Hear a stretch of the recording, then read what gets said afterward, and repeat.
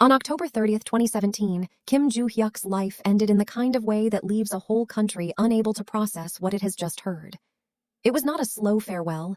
It was not the last chapter of a public downfall. It was not the ending of a man people had already begun to lose. It was a traffic accident in Seoul, sudden and brutal, and the first reports felt almost impossible to accept because Kim Joo-hyuk did not seem like someone whose story should break apart in a single afternoon. He was 45. Old enough to have earned trust, warmth, and a certain emotional permanence in the lives of the audience, but still young enough to feel as though he had many years of work, growth, and ordinary tomorrows ahead of him. News spread quickly that his car had collided with another vehicle, crashed into an apartment wall, and gone down a stairway near the scene. Then came the harder line, the one that turns shock into reality. He had died. Later reporting said the fatal cause was a severe head injury. That detail made the tragedy even colder, because it reduced a familiar face, a beloved actor, and a man who had lived so vividly on screen to one violent point of impact. This is what made the public reaction so immediate and so raw. Kim Joo-hyuk was not merely known, he was trusted. He belonged to that rare category of actor who had moved beyond stardom and into something gentler, the feeling that he would simply still be there, part of the texture of Korean film and television, part of the ordinary future people assumed would keep unfolding around him. And then, without warning, he wasn't. What made his death even more painful was the kind of life it interrupted. Kim Joo-hyuk was not standing at the edge of irrelevance, scandal, or visible collapse. On the contrary, he seemed to be living through one of the richest phases of his career. He had already built a respected filmography across romance, drama, period work, and darker, more mature roles. He had also shown audiences another side of himself through variety television, where he seemed warm, awkward, funny, and deeply human in ways many actors never allow the public to see. That mixture mattered. It meant people did not mourn him only as a performer. They mourned him as someone who felt emotionally familiar. When the autopsy later confirmed there was no heart problem and identified the cause of death as fatal head trauma, it only deepened the feeling that this had been a theft rather than an ending. Nothing about the public image surrounding him had prepared people for the possibility that one ordinary day could become the last. That is the wound at the center of Kim Joo-hyuk's story. Some celebrity deaths feel like the final note in a long song of destruction. His felt like a sentence cut off mid-breath. Before he became a wrecked car, a funeral hall filled with flowers, and a line of devastated colleagues waiting to pay respect, Kim Joo-hyuk had been something much simpler and much harder to lose. A man people thought would stay. Long before Kim Joo-hyuk became the kind of man audiences trusted without even realizing it, he was simply a boy born into a world where acting already had a shadow and a legacy. He was born in Seoul in 1972, the son of veteran actor Kim Mu-saeng, which meant that from the beginning, performance was never something completely distant from family life. But being born near a legacy is not the same as inheriting peace from it. Sometimes it means growing up under a name that arrived before your own, under expectations you did not create, and inside comparisons you never asked for. That is the emotional core of Kim Joo-hyuk's early life. Before the public knew his smile, his warmth, or the calm sincerity he would later carry on screen, he was a young man forming himself in the presence of another actor's reputation.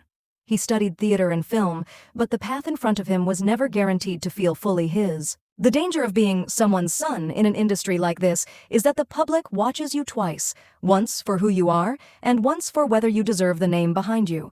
That kind of beginning can quietly shape a person. It can make ambition feel heavier, success feel conditional, and identity feel like something you have to build in front of people who are already waiting to compare. But what makes Kim Joo-hyuk's early story worth telling is that he did not rush into becoming a symbol. He had to grow into himself. Before the films, the awards, the variety show warmth, and the public affection, he was still a man trying to step out from behind inheritance and become visible on his own terms. That matters, because so much of the pain in his later story comes from how fully he eventually did that. He was not remembered simply as the son of Kim Mu-saeng. He became Kim Joo-hyuk, with his own face, his own emotional rhythm, his own way of making audiences feel they were watching someone honest. But in the beginning, none of that was settled yet.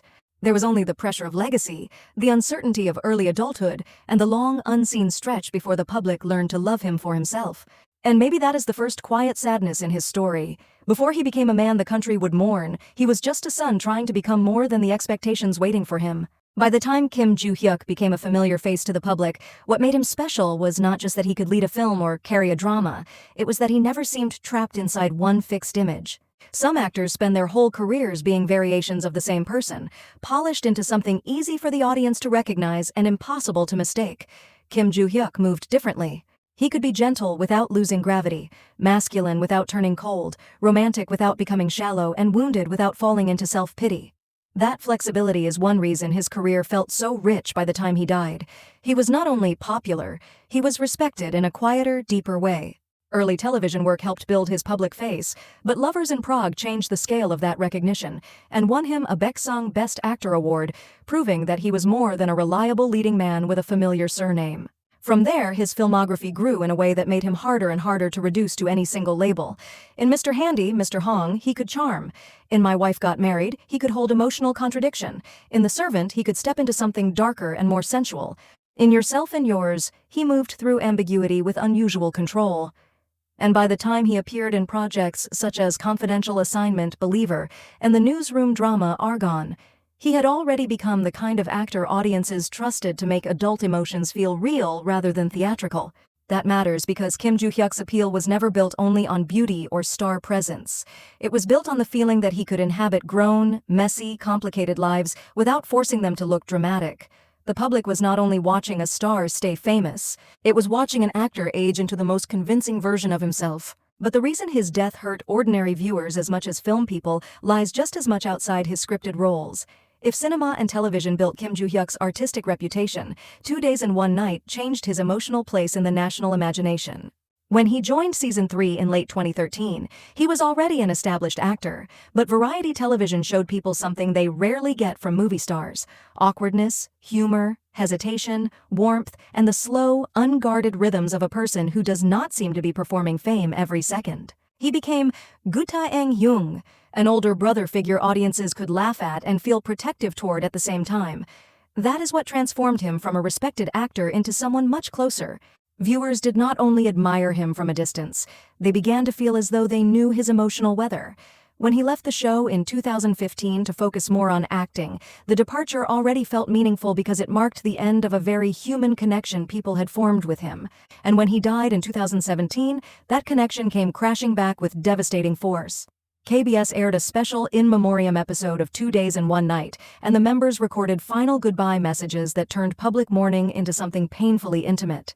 That is why Part 3 matters so much in the structure of this story.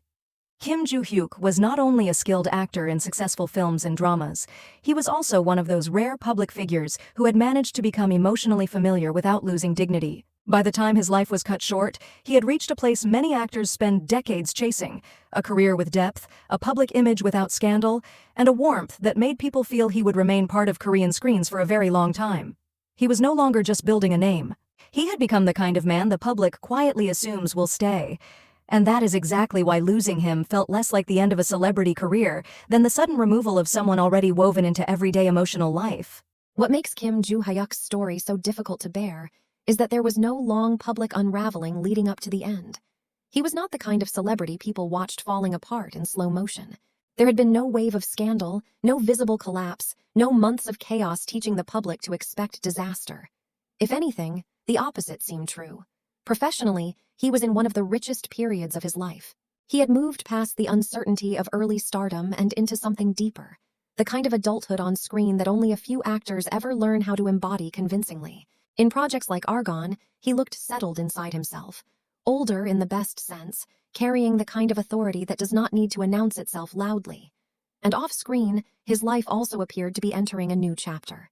In late 2016, his relationship with actress Lee Yoo-young was publicly confirmed, and that fact quietly shaped the way many people saw him in his final year. Not as a man drifting, but as someone continuing forward, still building a life that had not closed itself off from love, intimacy, and ordinary future. That is why his death felt less like a tragic conclusion and more like a theft. It interrupted a life that did not seem to be ending anything. It seemed to be deepening. The public was not bracing for loss. It was simply assuming tomorrow would come and that Kim Joo-hyuk would still be inside it. That is also why the aftermath of the accident became so haunting. Because there was no emotional narrative ready to explain it, people went looking for one. Early reports raised questions about whether he might have suffered some kind of medical emergency before the crash, and the confusion only sharpened the feeling that this death had come from nowhere. But the autopsy later established that Kim Joo-hyuk died from a severe head injury, and subsequent police findings said there was no evidence of alcohol or drugs in his body. Those details did not make the loss easier to understand. They made it colder. There was no scandal to blame, no recklessness to moralize, no hidden decay the public could point to and call the real beginning of the end. There was only fragility, only the unbearable truth that a person can be walking through a completely ordinary day, carrying a respected career, a loved public image, and a future still open in front of him, and still vanish in one violent instant. That is what gives Kim Joo-hyuk's story such a specific kind of ache. His death was not a spectacle of self-destruction.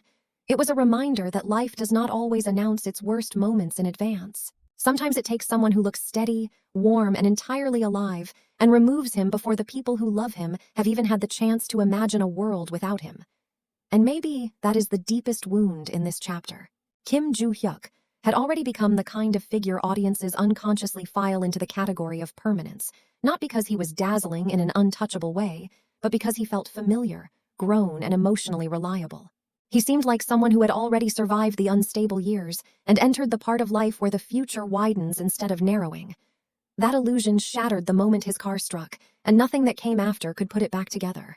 The tragedy of Kim Joo-hyuk is not only that he died. It is that he died at the exact moment when everything in his life seemed to suggest he would stay. When Kim Joo-hyuk was finally laid to rest, the grief around him took on a shape that felt heavier than ordinary celebrity mourning. It was not only sadness over a famous actor who had died too soon. It was the shock of watching someone the public had already placed in the category of permanence suddenly become a funeral portrait carried through hospital doors. Yonhap reported that his private funeral was held on November 2, 2017, at Asan Medical Center in Seoul, attended by family, staff from Namu actors, and close colleagues, including actors Jung Jin-young and Hwang Jung-min. After the service, his body was moved to the family grave in Seosan, South Chungcheong Province, while around 200 fans gathered outside the hospital to say goodbye. Those details matter because they reveal the scale of the loss in the simplest possible way, not through spectacle, but through who came, who waited, who stood there in silence because they could not believe the person inside the coffin was the same man who had felt so alive on screen and on variety television only days before. Yonhap also noted that movie publicity events and screenings were postponed in the wake of his death, which says something important about how deeply the shock spread through the industry. Kim Joo-hyuk's passing did not feel like the end of one isolated career. It felt like the sudden interruption of a familiar emotional presence that had quietly become part of Korean entertainment itself. And maybe that is what made the funeral so painful to witness. He was not being buried as a fallen star surrounded by scandal. He was being buried as a man people still liked, trusted, and expected to keep seeing. That is a very different kind of grief. It is not the grief of watching destruction reach its final chapter. It is the grief of realizing that an ordinary future has been taken away from someone who seemed to be living fully inside it. That is why Kim Joo-hyuk's story leaves behind such a lingering ache. After his death, old clips and still images did not return to the public as mere nostalgia. They returned as evidence of how much life had still been moving through him when everything stopped. His films felt different. His scenes in 2 Days and One Night felt different. The smiles, the awkward warmth, the grown-up steadiness that had made him so easy to love, all acquired a new sadness, because the audience now knew what he himself never did in those moments, that he was much closer to the end than anyone imagined. This is where his story becomes more than the story of a traffic accident. It becomes a story about false permanence, about the people we assume will remain because they seem too grounded to disappear.